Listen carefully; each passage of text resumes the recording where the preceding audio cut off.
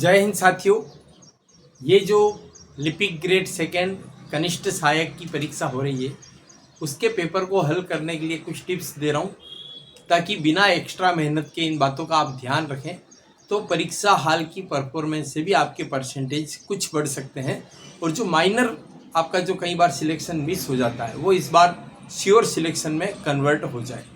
यहाँ पर याद रखिए, थोड़ी सी पहले पेपर के बारे में जानकारी दे दूँ। 2 पेपर होंगे 3-3 घंटे के, दोनों में 100 अंक हैं और 150 क्वेश्चन पूछे जाएंगे। यानी पर क्वेश्चन आपको 72 सेकेंड्स मिलेंगे जिनमें आपको प्रश्न को पढ़ना है, ऑप्शन को पढ़ना है, समझना भी है और सही उत्तर तक पहुंचना है। ये सारे कार्य जो करना है उसके लिए आपके पास 72 सेकेंड रहेंगे। तो हो सकता है किसी में ज़्यादा समय लगे, किसी में कम लगे, एडजस्ट हो जाएगा। पहले पेपर में जीके, साइंस और मैथ्स रहेगी। तो मेरी टिप्स ये है कि मैथ्स को आप सबसे आखिरी में करें क्योंकि इसमें जुए जैसी स्थिति हो जाती है।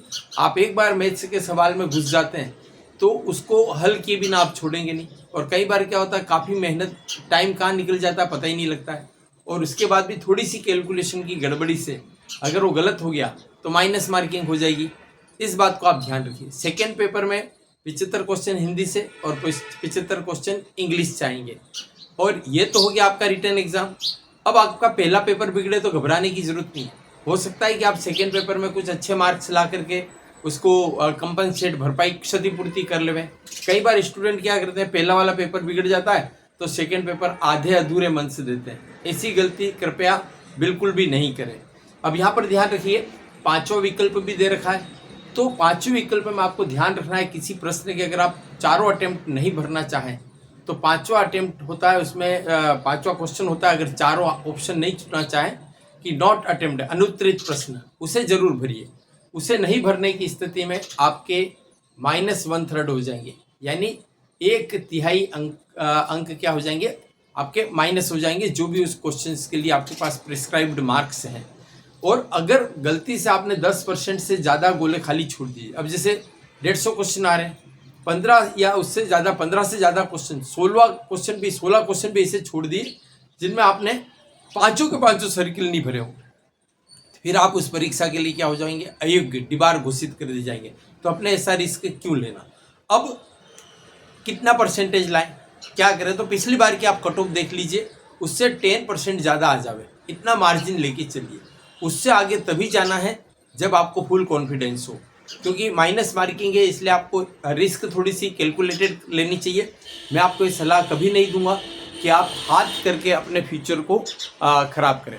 होता क्या है, पेपर परीक्षा देने बाद में अपन खूब रोते हैं कि साहब हम तो खाली 1 मिनट लेट हुए।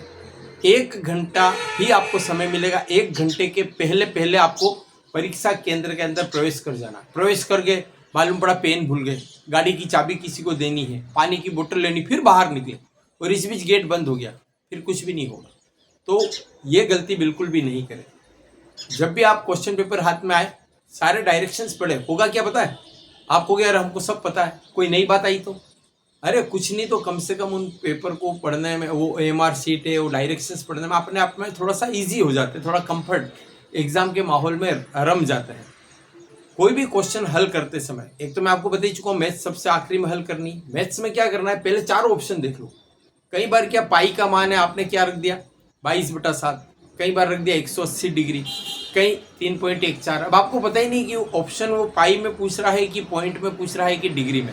तो पहले आप ऑप्शन देख लीजिए। ऑप्शन देखने के बाद गणित के प्रश्न को हाथ लगाएं ताकि आपको पता लग जाएगा कि हम ये पूछ क्या रहा है। उसके हिसाब से आप उस क्वेश्चन को हल करो तो सही उत्तर तक आप पहुंच जाएंगे। इसी प्रकार से करंट हम कितना पढ़ें, तो याद रखिए 1.25 महीने पहले से। अब जैसे अभी आपके आज एग्ज़ाम है, मतलब कल 11 अगस्त को, तो आप अगस्त का छोड़ दीजिए, जुलाई का छोड़ दीजिए, 30 जून तक का जीके करंट पढ़ लीजिए और पिछले 1 साल का पढ़िए। पिछले 1 साल तक का आपके काम आ जाएगा और ये अभी का समय थोड़ा सा आप छोड़ दीजिए।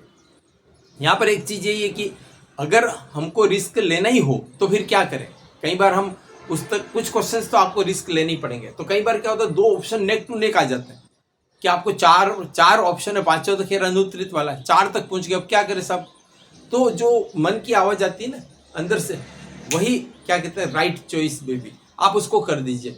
90% मामलों में सही होता है। ऐसा ऑप्शन जो थोड़ा सा बड़ा हो, लंबा हो, विशेष जानकारी दे रखी हो, उसको आप अंदाज लगा सकते हैं। लेकिन ऐसा तभी करना है जब आपको कोई आइडिया बैठ ही नहीं रहा है और आप रिस्क लेना चाह रहे हैं, तभी। बाकी तो जो आपको आता है वही सबसे ज़्यादा सही है।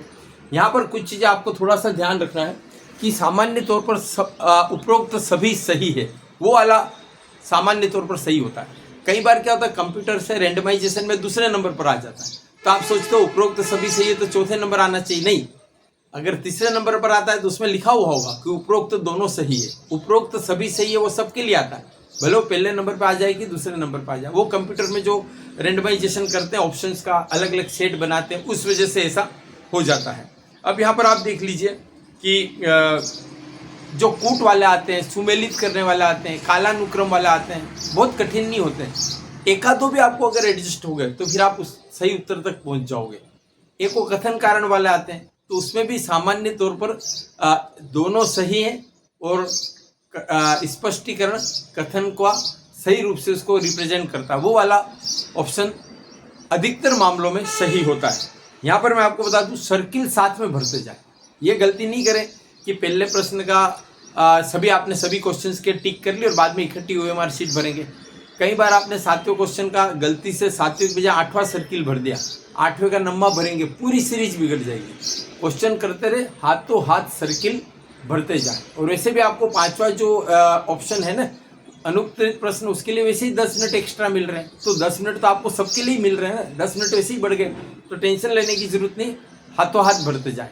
एक काम आप और करिए कि कभी भी कोई क्वेश्चन में कंट्रोवर्सी होती है, आपको खबर ही नहीं पड़ रही लैंग्वेज, कई बार हमको हिंदी की बजाय अंग्रेजी में ज़्यादा खबर पड़ जाती है, तो इंग्लिश वर्जन मान्य होगा। तो आप इंग्लिश क्वेश्चन जहाँ पर भी कंफ्यूज हो उसका इंग्लिश वर्जन जरूर देख लीजिएगा। यहाँ पर मैं आपको बता रहा हूँ, एक चीज़ और ध्यान रखिएगा कि ये जो क्वेश्चंस है ना, OMR शीट है, इस सब की सारी एंट्रीज ध्यान से भरिएगा।